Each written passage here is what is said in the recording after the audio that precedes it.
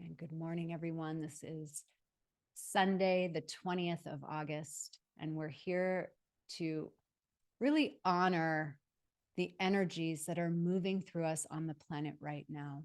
And the sun is hitting Gene Key 29 in the shadow of half-heartedness, the gift of commitment, and the city of devotion.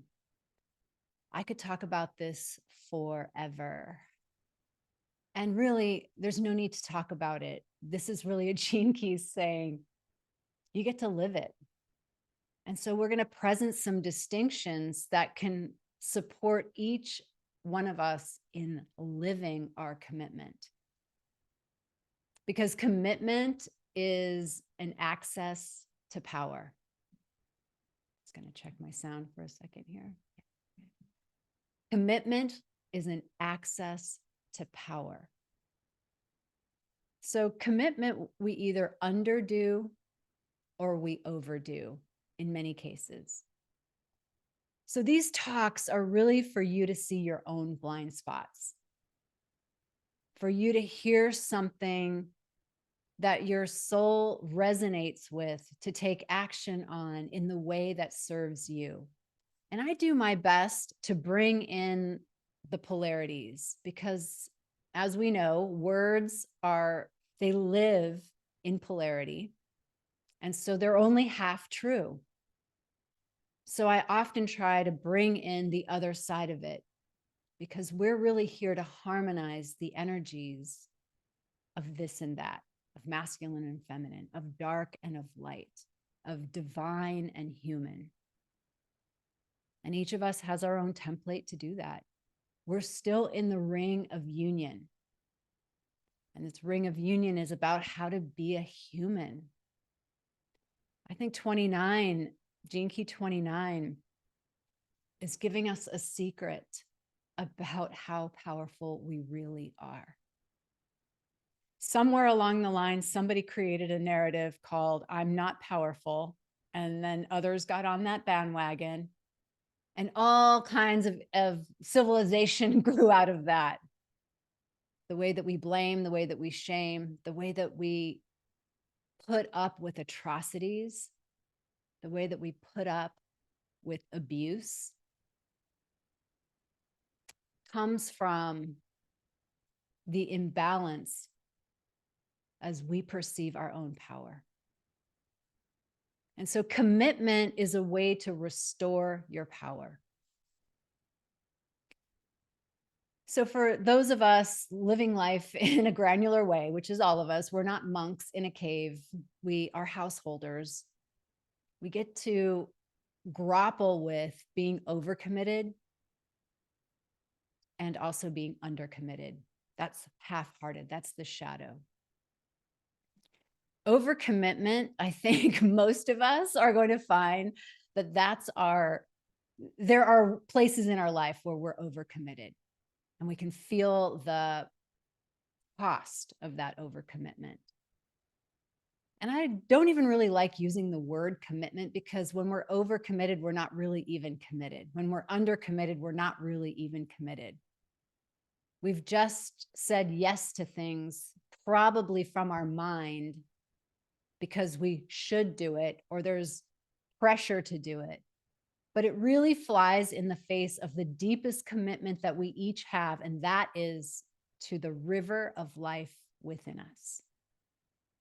And there's really nothing wrong because we have been disenfranchised from following that river of life. I know I did not grow up like that. My parents never said, well, what's your truth? Right? How do you feel? What's your truth? What's right for you in this moment? Most of the time, I was trained to give away my power to some external authority. It doesn't matter what you feel or what you want. Here's what the Bible says. And really, the irony is that the Bible only says what people want it to say. And so I got inculcated, as many of you did, in the process of giving away my power. And so coming home to our bodies, coming home to that still small voice inside is how we access this powerful river that is meandering. My hands are going like this because that river is meandering. It takes many twists and turns. It's not linear. It plunges you deeply into the unknown when you follow that river. But it's your truth. It's your conversation between your embodiment and your divinity. So really, ultimately, commitment is to that river. It's saying yes to life as life wants to live through you. And that's where we come into the city of devotion. The highest expression, we leave commitment and we go into devotion. How devoted can you be to that river inside you? Just before I popped on this, I saw a comment in our Mother Love Challenge from yesterday. It was Mother Gaia Day yesterday. We're looking at the ways the mother wound is present. And one of the ways it's present is how we have treated Earth, the extraction that this modern culture feels entitled to take from Earth. And so someone made a comment, because Juanita's video was, we're grateful for Gaia, but is Gaia grateful for us? And I asked that really as a contemplation, not as a judgment, not as thinking I know the answer. But someone responded, of course, Gaia is not grateful for us. We have destroyed her. And there was something really sad for me in that. It's complicated. I can feel all the emotions. Part of me goes, yeah, I know. And the other part of me pauses and feels like there's so much more to this story. And I feel the hurt inside of that. I feel the hurt inside of the entire mother wound, not only in our individual lineages and with our personal biological or surrogate mothers, but also with our planet. And there's something else with respect to the river of life. There's something else that wants to be said because we are Gaia. The river of life runs through us. And so asking these questions requires a contemplation. It requires softening. So maybe at that top level, it is like anger, it is sadness, it is rage, and all of that is completely acceptable. And then there's just dropping in deeper and dropping in deeper, because what you might be able to feel right now is a deeper commitment. What is your deepest commitment that has you order your world in such a way that your life reflects that commitment? That's pretty much on the macro level. And I want to presence that, because if we don't have aim, if we don't know where we're going, if we don't know what we're committed to, then we really are all over the place. And that's where we either avoid responsibility by being undercommitted, by being half-hearted, or we take on too much, trying to prove, trying to stay so numbed out that we don't have to feel. And I've walked all of that.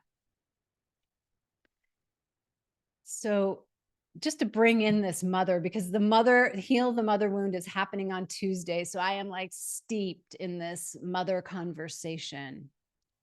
And Juanita, what she brings is deeper than shadow work. Well, I wouldn't say deeper. It's different than shadow work. It's a reframe. It's like, I keep doing this with my hands. It's like, it's a movement. It's a shift to see something different. And I really love that because we're going to talk about this in a moment too. Mercury is going into retrograde right after that. And I have a whole new context for Mercury retrograde that I want to share with you. So we're going to weave in all of these pieces. But I'll share that there was a time a few years ago. It was probably like eight years ago or 7 years ago, something like that. I was in Colorado, and my mother and I had some really tough exchanges, which we've had throughout my life. And I thought we were on a good track. And one day she called and said, "Oh, you know that conversation we had yesterday?" And I said, "Yes." And I was feeling fairly optimistic about it. She said, "Yeah, I never want to talk to you again." And as you can imagine, that hit me so hard. And I was dumbfounded. So when we got off the phone, I called my coach and I said, "My mom just said she never wants to talk to me again." And he said, "Okay, that's just what she said. What are you committed to?" And right there, like the whole thing, I mean, it can take one sentence to reframe everything. And my whole drishti was like reoriented. I didn't lose power. I stayed in my commitment. And it got me to think, what am I committed to with respect to this relationship? What am I committed to with respect to myself?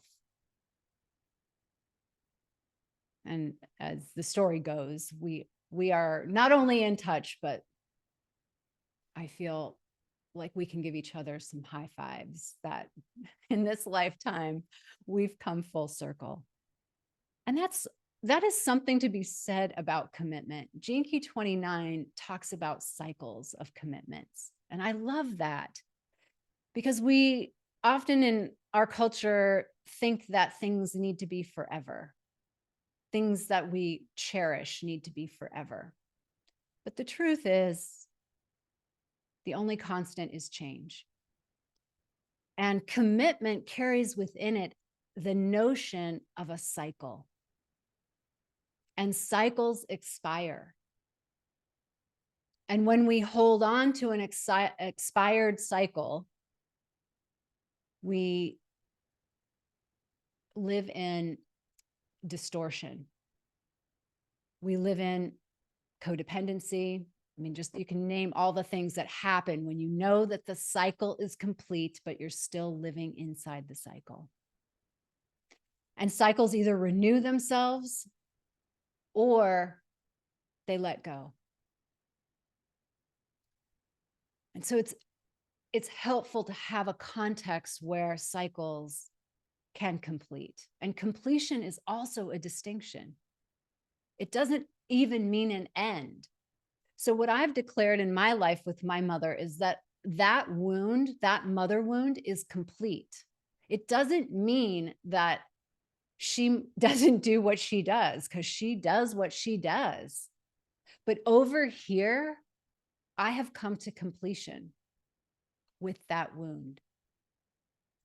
And I know that's a powerful statement. And some people take it as in linear time. What I take it as is that's my commitment that I come back to over and over. So if I lose my commitment of completion, I come back to my commitment of completion and I complete again. Do you see what I'm saying? Everything is living in this moment. It is not static. We can't impose what I'm doing here on what I might be doing later. But this commitment gives me an access point to power that otherwise I might be at the effect of everything that seems to be happening out there. I might be at the effect of my reactivity to how she might be showing up. And I will say that once it's complete over here, I'm just not a clearing to pull for that anymore. I don't pull for it. There were so many ways in my life that I would pull for abandonment. And I didn't even understand this concept that one could pull for abandonment. But if you notice a pattern over and over, you could be a clearing for that pattern. So instead of a blank space, you're actually pulling for that. And there were moments in my life where I just had to marvel at my power to pull for abandonment. And I did laugh because it became so obvious to me that the common denominator in these scenarios was me. And by grace and by commitment to work through it, I ended up erasing that clearing for abandonment. So, a couple cool nuggets that Richard Rudd shared in Gene Key 29's transmission that I want to extend to you. He said, commitment is the only power that carries you through the abyss. Do I love that? Commitment is the only power that carries you through the abyss, right? Can you imagine stopping when you're in the abyss? Oh shit, I'm in the abyss. I better go back. We know there's no going back. You can't unsee what you saw that got you into the abyss. What's that statement? The only way out is through. And that through line is that commitment. The other one is commitment operates in cycles and it ends and renews itself or lets go and gets committed to something else. Commitment is saying yes to life. And the one that I love that came from my leadership training is commitment is an access point to power. So it becomes that your attention is your most valuable resource. And so where are you committed? What are you committed to with respect to your attention? And this is a question that will become more and more important as humanity and technology amplify in the dance that it's doing. There will be so many things vying for your attention. And where you put your attention is what grows. And so marketing really isn't spent to get your money. It's spent to get your attention. And so we get to become incredibly ninja in what we give our attention to. And that comes back to what are we committed? What are we committed to? So just let's get in the trench for a moment. And then I'm going to talk about Mercury retrograde. But inside the trench, I've been building the Evolving Sisters Network. And whenever we share a vision at the beginning, it sounds so amazing and it has so much fantasy in it, right? So much idealization, like it's going to be amazing and all these things are going to happen. And that's the fuel that gets one on the path. It's a lot like romantic love, isn't it? This person's so amazing. Of course, every person is amazing at the beginning. And we could just, those of us who've been around several times, you know that that's just the narrative. And we can witness ourselves doing that thing called it's so amazing. He's so amazing. She's so amazing. This business, oh my God, it's going to be this way. And that is the fantasy that we start. And then we take action. And the gene keys really unpack through all the gene keys. They unpack these steps, these little steps that we take on the journey to self-actualize, because really that's what's happening. We say, yes, I'm going to run a business, but really what we're going to do is we're going to grow ourselves up. We are going to get committed and go from fantasy to actuality. And that's going to be a crucible, a freaking crucible. One of the things, the other nuggets that Richard Rudd said is that your commitment will always be tested. I know that one firsthand. So as I'm on this crucible creating the Evolving Sisters network, and it's a year into it, we're basically, a year since I made some significant investments in building the infrastructure of this network. And my gene key, my life work gene key, is to take my visions on the inside and manifest them on the outside, with the caveat that they're never going to look like what they are on the inside, which that is so frustrating. But that's my crucible. So, and each one of you has that in your life work. Somewhere you can decode that there's a path for you in your life work.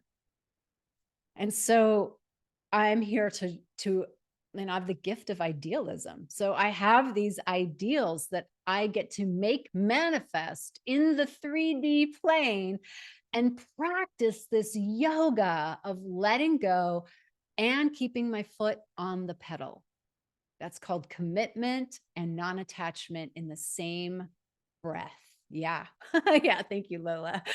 Exactly. This is not child's play.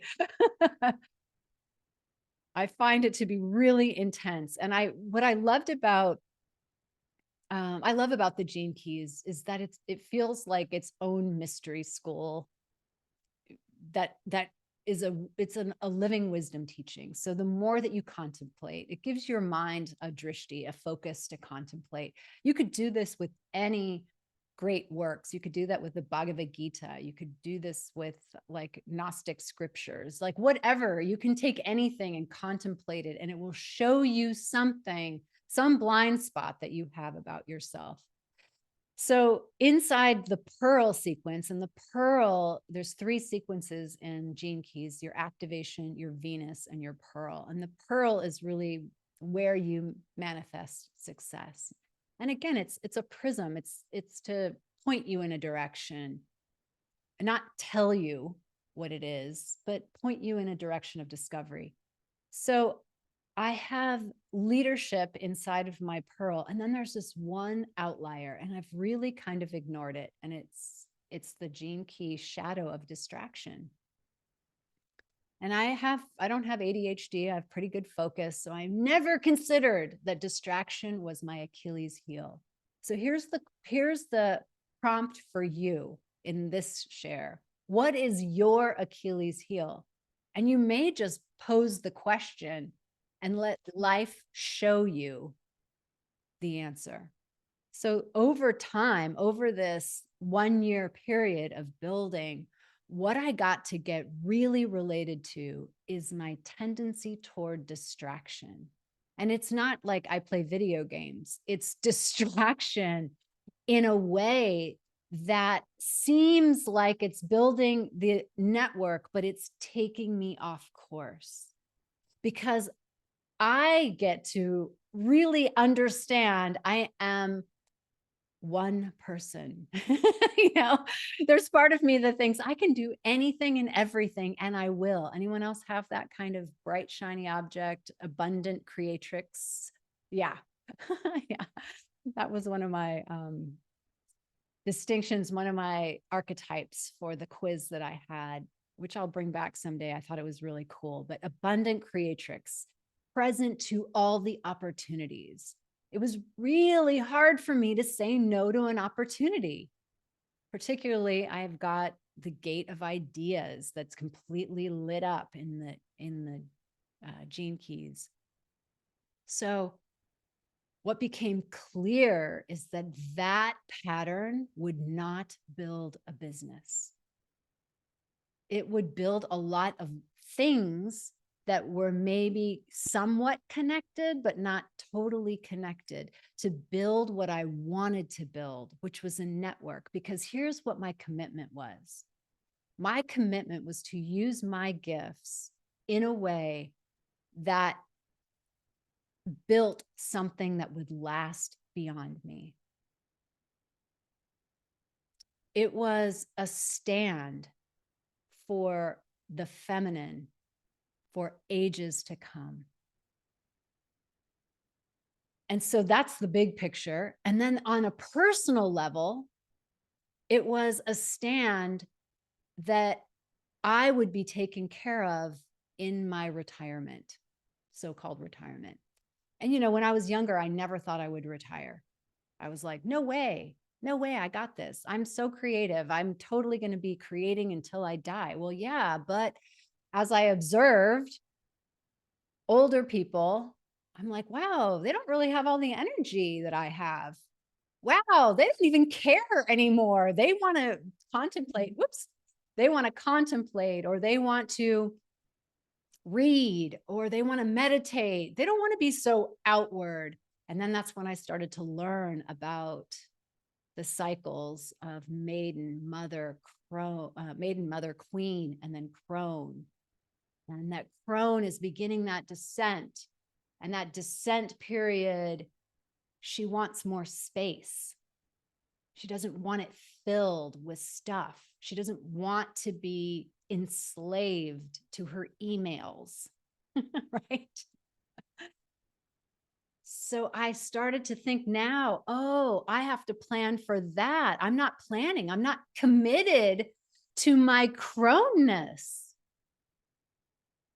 I was committed to my maiden, who is like a baller. And she's like, I'll take on anything.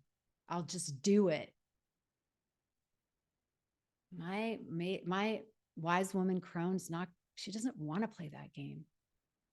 So here I stand, and wherever you are standing where you're standing, looking behind you, looking forward, and your commitment matters because you're building the foundation for what you will live into in the future. So the cost became pretty high of my distraction. Get distracted and cut me off at the knees. And then I get to perpetuate the storyline. I can't do it. I'm not good enough. Something must be wrong with me. You know what I'm talking about? You can see the whole insidious, vicious cycle. But it breaks when that blind spot of distraction gets seen into. Just the other day, someone made a proposal to me that was actually really good. I loved it. And I was like, I love this. And I sat with it because I'm getting smarter. I'm getting wiser. And I sat with it. And I sat with, what's that going to mean? Like I broke it down. Where's the money coming from? How's that going to get made? What does this person get? I just sat with the whole thing. I've learned a lot. And I realized I can't do it. Not right now. It would take me off course. It would have very little return for where I need to go. It's not the step that's next. It will be included, but not right here.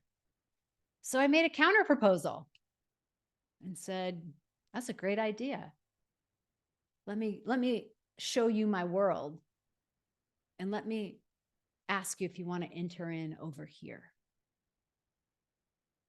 The answer could be no. It doesn't matter to me because that person or any person outside me is not my source. I am my source. The I am, you know, I just spoke from that. I am. The God goddess inside me is my source. So that's the thing that commitment gives me access to.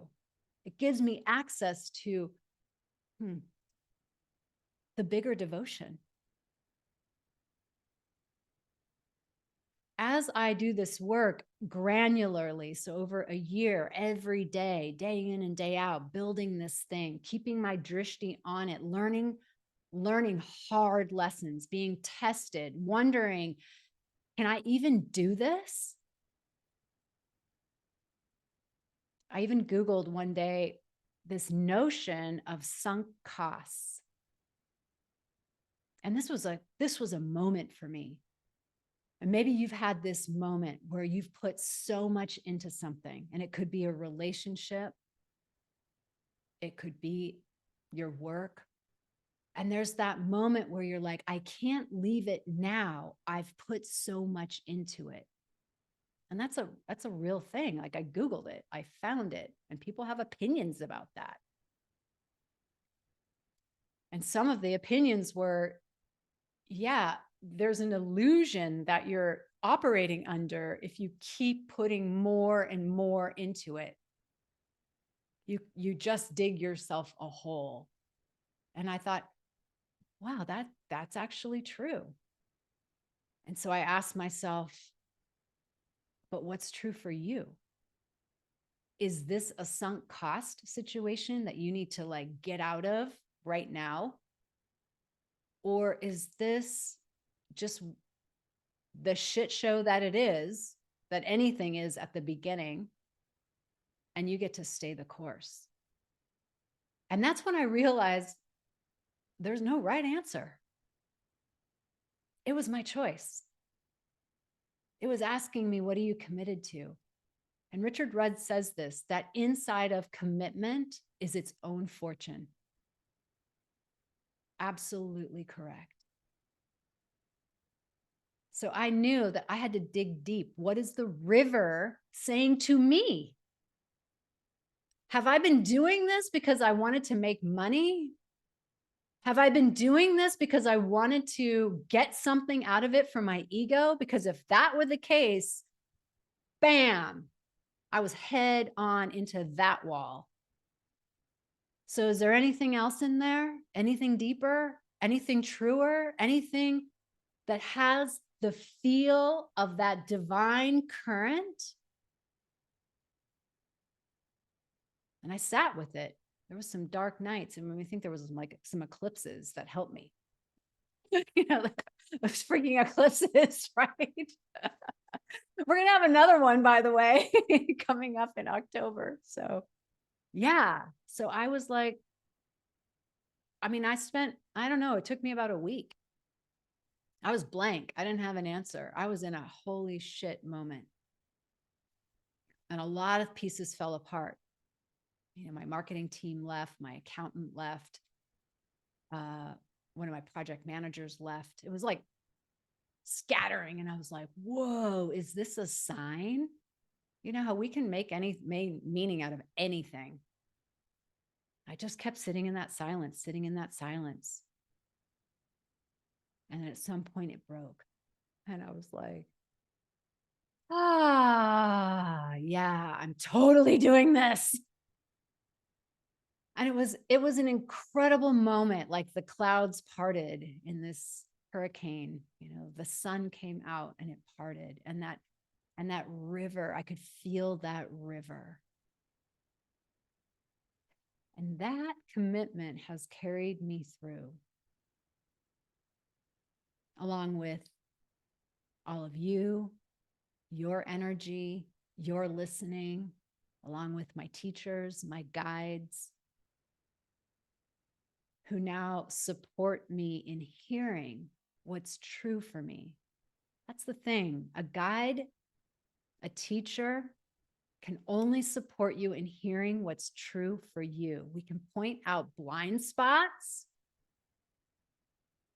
and we can ask questions, but no one will know but you.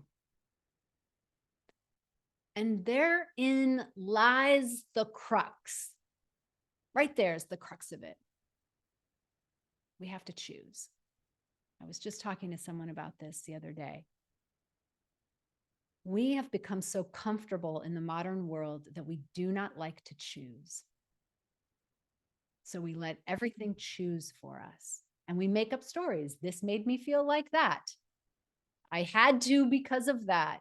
They did this, so I did that. It becomes a highly reactive way of living because we're running from one thing, and that is where our power lies, and it's called choice. There will be no guarantees on this path. None. You just get to choose and trust that river of life in you, that you will stay so connected to it that when that river meanders, if you go off course, you'll catch it right away and you'll get back on that river. And that makes it sound super clear. It's not. It's trial and error. But the one thing that we have is ourselves. And we have this distinction of choice. Where will I put a stake in the ground? What am I committed to? And that commitment morphs into devotion.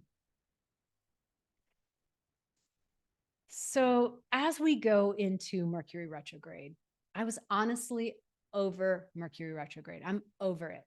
I do not like the narrative around Mercury retrograde. It is messing with my business. And I say that because I'm messing with it. I go like, I can't do anything. And then I feel all stressed out. And I said to myself the other day, I'm done. And so my plan was to ignore it. But then in my inbox came a beautiful article from an astrologer called Frederick Woodruff. And he's kind of an astrologer of astrologers. His stuff is, he loves to sit around and read, and he goes super deep and he gets very minute, and God love him. And he brings so much to his writings, but he brings a lot of calling astrologers forward, like stop playing the popular game and let's go back to real astrology. And by the way, his mother died last year, and he writes about that. And I just presence that on the eve of, on Tuesday, we'll be doing Heal the Mother Wound. And it's up for, no matter who you are, it's up for them. It's up for you. So Frederick Woodruff wrote an article on Mercury retrograde and the imaginal world. He called it imagination, which is so cool that he meant it in terms of the imaginal world. And what he said was, and I'm just encapsulating it. Actually, I can read a couple of his quotes. But what he said was that the idea of Mercury retrograde being a redo, a rework, a rethink, a realign. He's like, our minds are already doing that anyway.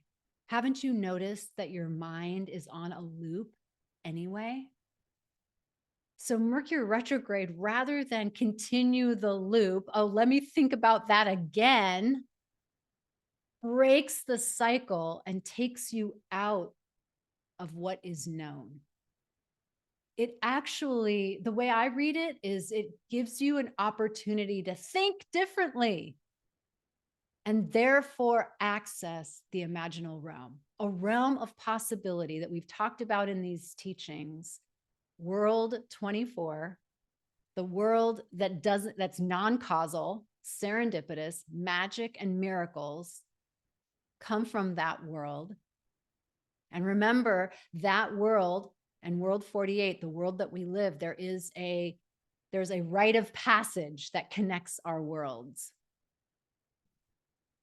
There is that dark night of the soul that connects these worlds. So one of the things he said is, when clients ask me how to best align with Mercury retrograde, I say this: pay attention.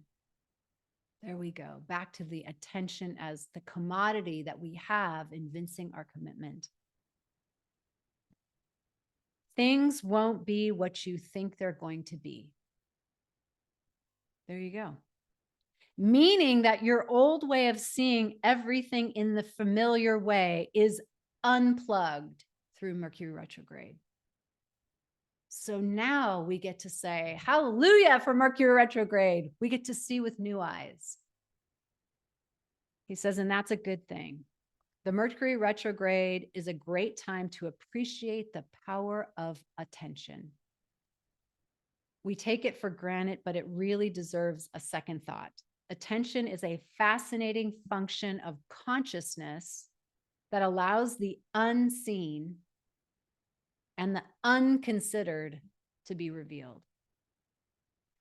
Think about that for a minute. The simple act of focusing your attention brings the potential for illumination to whatever it happens to focus on. Said another way, attention fosters understanding. We can't have understanding without attention. It's a beautiful article, and he really recontextualizes Mercury retrograde in a way that gives us power here now.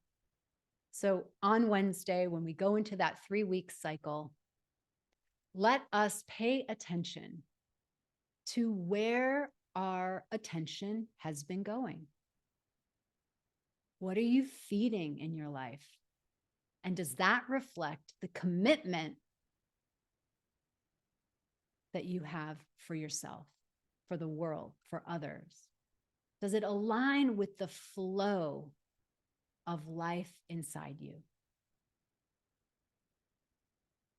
Those are the questions to ponder. And let's gather all the positive energy that we've generated here and beam it out to our world. And we dedicate it to the merits. May all beings benefit from the merits of our efforts. Namaste.